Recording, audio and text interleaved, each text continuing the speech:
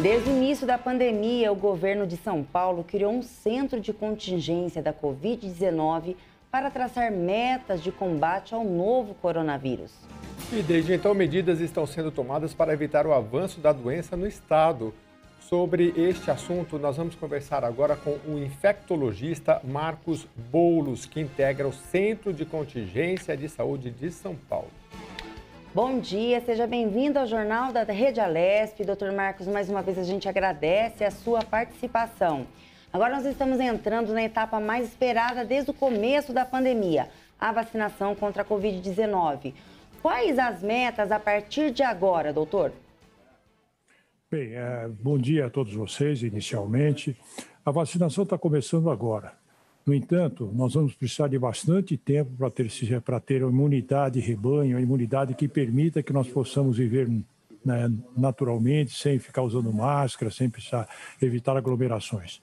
Porque, neste momento, a doença está avançando de uma maneira significativa e corre o risco de nós, inclusive, termos uma falta de leitos hospitalares para todo mundo nas próximas semanas. Então, a vacina, começando agora, e todos se vacinando com o tempo, quando a disponibilidade da vacina existir, é provável que em 4 a 5 meses nós teremos já uma imunidade que faça com que a doença regrida gradativamente.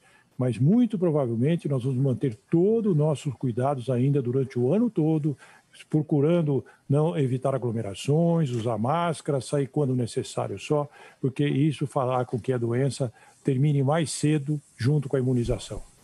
Doutor Marcos, Jeremias falando, eu vi uma notícia que, a continuar nesse ritmo, o Brasil vacinaria a sua população até outubro, só que teríamos aí cerca de 75% da população vacinada. São Paulo tem uma perspectiva assim de vacinar um pouco antes, assim, quantos meses o senhor acredita que Não, acho que a vacina vai seguir o mesmo ritmo no Brasil todo. O São Paulo começou um pouco antes, porque as vacinas estavam aqui, e até tem questões políticas atrás disso também, mas vai seguir o Plano Nacional de Imunizações, que é um plano ótimo, o melhor programa de imunizações do mundo. Ele vai manter a vacinação do país todo. É possível que nós tenhamos que vacinar até o ano que vem ainda, mas até outubro você tem razão. É provável que nós tenhamos, setembro, outubro, nós tenhamos já imunidade de rebanho suficiente para sentirmos muito mais tranquilos. Doutor, qual que seria o índice de cobertura vacinal adequado para considerar que chegamos aí àquela imunidade do rebanho? Bem, em todas as vacinas, em todas as doenças, a imunidade de rebanho a gente consegue quando chega em torno de 80%. Talvez um pouco menos, porque como nós estamos com a infecção há algum tempo, várias pessoas já tiveram a doença, estão com anticorpos e podem manter anticorpos até lá, talvez 70% já seria adequado para a gente dizer que a população, de modo geral, está protegida com a imunidade de rebanho.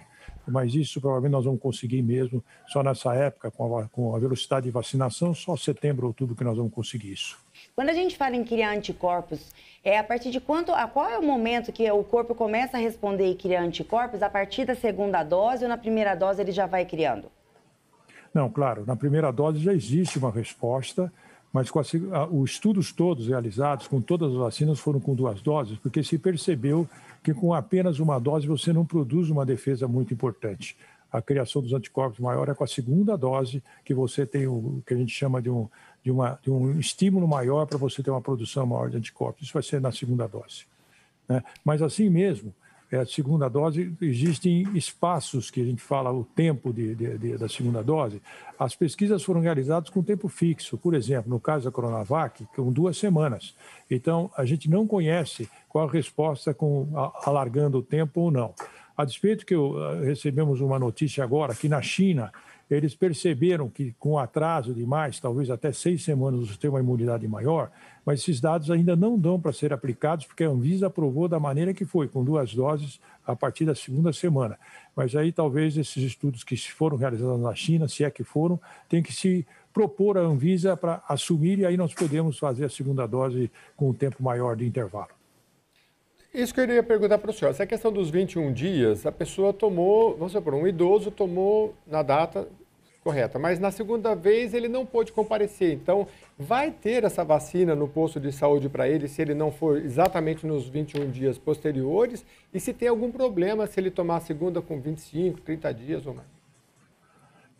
Eu acho que não terá problema se ele para tomar um pouco mais do que 2, 3 semanas, tomar-se a segunda dose. Aparentemente não tem problema, apesar que os estudos não foram feitos com intervalos maiores do que esse.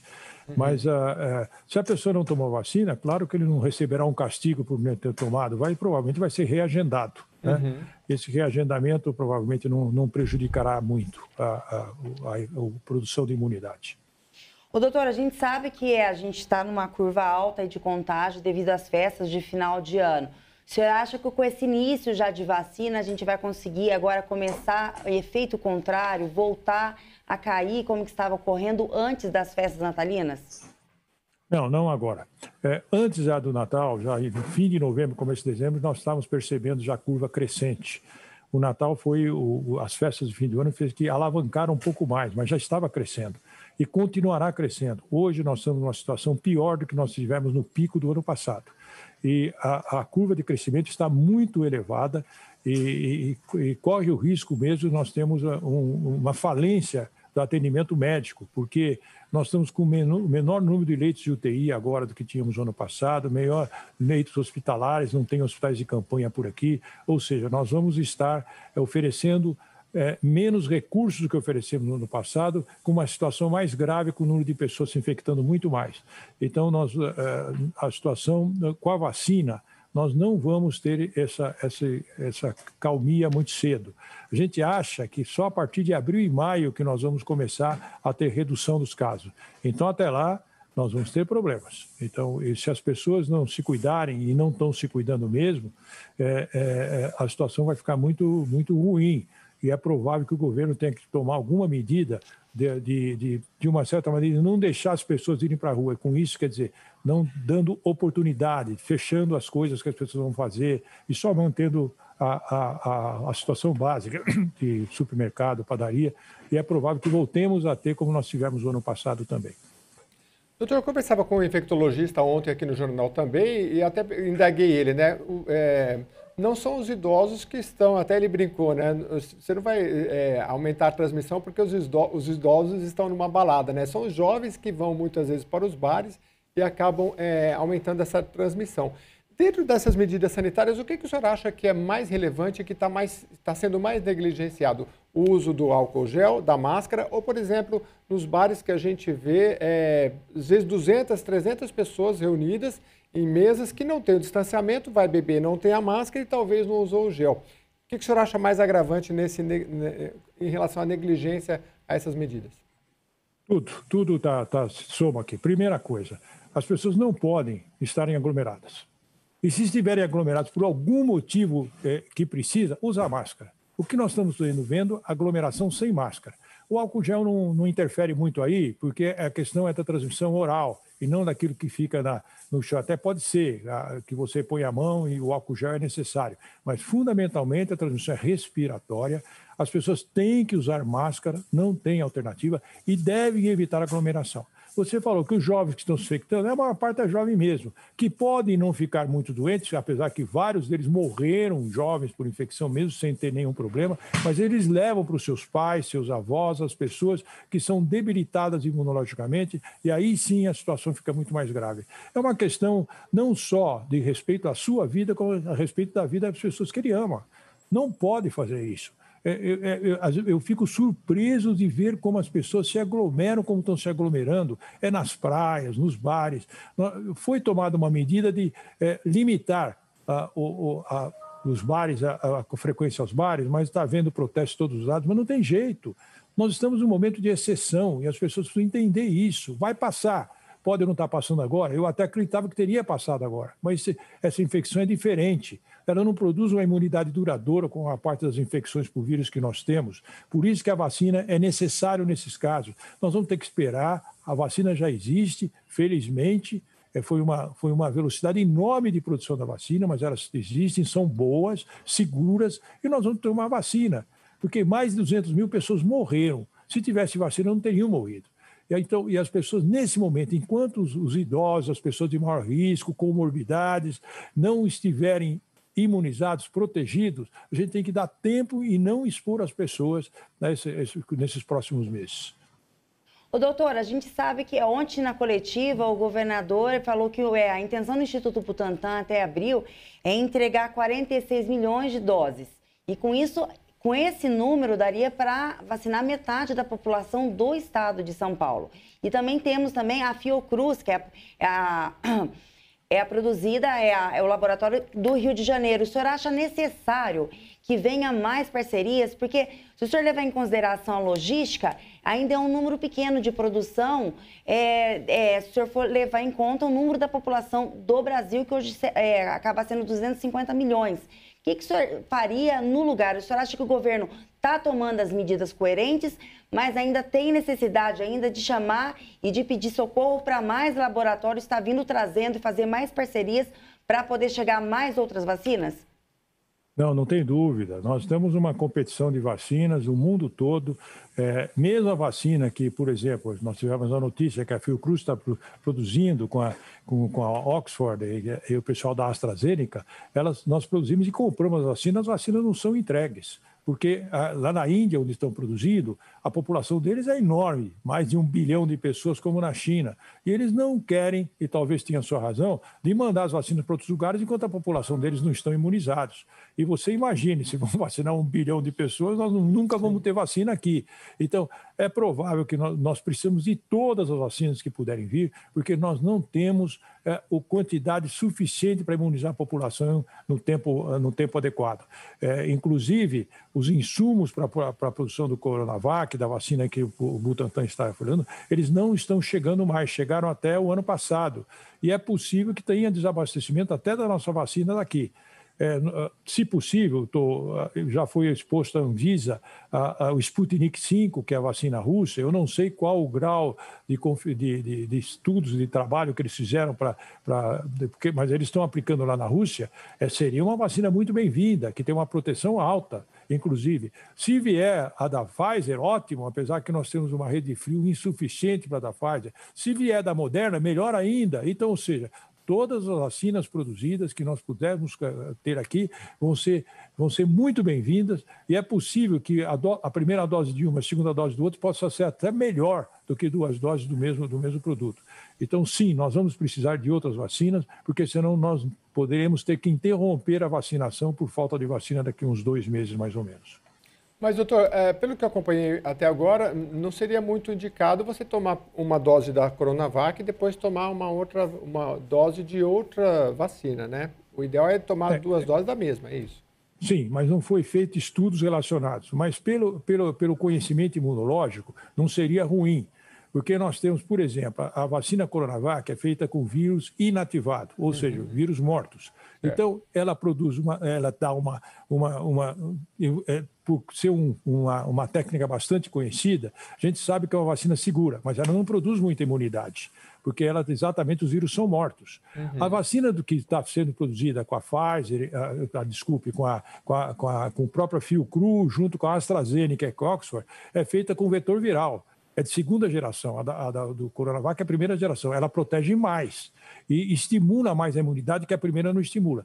A de terceira geração, que é feita com o que a gente chama com RNA mensageiro, que é feita exatamente a da Moderna e também a da Pfizer, elas são um estímulo imunizante muito maior. Por isso que ela chega a 95%, por exemplo, porque você faz esse estímulo imunitário, porque eles estimulam vários setores da imunidade, não só os anticorpos, como a chamada imunidade celular. O que não faz nem a nossa, que está na fase 1 da Coronavac, e também não faz de maneira mais intensa a de vetor viral, que apesar que faz um pouquinho. Então, se você tiver uma e depois a outra, elas são muito bem-vindas. Apesar que não tem estudos, muito provavelmente, na teoria e no conhecimento, elas melhoram mais ainda a imunidade. Isso nós fizemos também com a poliomielite, que você usa a Salk com a Sabin, que são 2 vacinas diferentes, mas que estimulam a imunidade maior quando você põe uma com a outra, né? O doutor, o estado de São Paulo, não tem dúvida que entrou na frente, correu na frente e hoje está produzindo a vacina. O senhor não acha que também foi um pouco falta de gestão dos outros estados e do governo também federal, de se precaver e correr atrás, como correu aqui no estado de São Paulo? Não, com relação, não. O Estado de São Paulo tem o Butantan, que é um produtor de vacina reconhecido. Está no Estado de São Paulo, podia estar no Rio, podia estar em outro lugar. É que está no Estado de São Paulo. É como a Fiocruz, é um baita reconhecimento da vacina, também estão fazendo produção. Mas isso aí na frente não tem importância. As pesquisas estão sendo realizadas em todos os lugares. Os outros não têm laboratório de produção de vacina, só tem no Rio e em São Paulo. E a vacina é para o Brasil. Nós somos, o Butantan fornece para o Programa Nacional de Imunizações, não é para o paulista. Ela vai para lá, as doses são todas adquiridas pelo Ministério, pelo Plano Nacional de Imunização, que é distribuído pelo Brasil todo. Essa é uma função feita pelo Butantan, senão ele nem sobreviveria. Todas 50 milhões de doses de gripe que faz é para o Brasil, não fica em São Paulo. São Paulo recebe o componente para vacinar a sua população do Ministério. Mas uma coisa, obviamente, faltou uma ação muito mais pronta do governo federal, sem dúvida nenhuma. Todos, mais de 50 países começaram a sua vacinação antes de nós. E a maior parte deles nem tem produção de vacina própria, como nós temos. Então, precisaria ter entrado na corrida para adquirir as vacinas. E não é adquirir. As que nós produzimos, tudo bem, mas nós estávamos em estado de estudo, nós estávamos na fase 3 do estudo, tanto da Coronavac como da Fiocruz. E, por outro lado, as outras já tinham acabado e já estavam vendendo e nós não compramos. Então, não tem cabimento nós estarmos descobertos da vacina e entrarmos agora na corrida. E como nós não entramos no começo, agora não tem nem doses suficientes para mandar para a gente. A única saída é que os russos parece que estão oferecendo o Sputnik, mas assim mesmo não passou pela Anvisa ainda. Então, nós vamos ter demora. Faltou liderança, faltou um comprometimento maior para, como tem acontecido já há algum tempo, do controle da doença pelo governo federal, sem dúvida nenhuma. Doutor, tem se falado também da participação da iniciativa privada. Qual é o olhar que o senhor tem para isso e como poderia se dar isso? Não exatamente o oferecimento de vacinas. Por exemplo, se chegar no Brasil da Moderna e da Pfizer, iniciativas privadas, laboratórios poderem oferecer as pessoas pagando, enfim. Mas eu digo assim, a iniciativa privada, se de alguma forma, não sei, grandes planos de saúde, alguma coisa, grandes laboratórios pudessem ajudar também a comprar e oferecer isso, claro, junto com o SUS, você acha que poderia existir essa parceria? Olha, se a parceria for para distribuir para a população toda, serão muito bem-vindos. Mas se agora eles querem comprar vacina para produzir para quem paga para eles, aí não.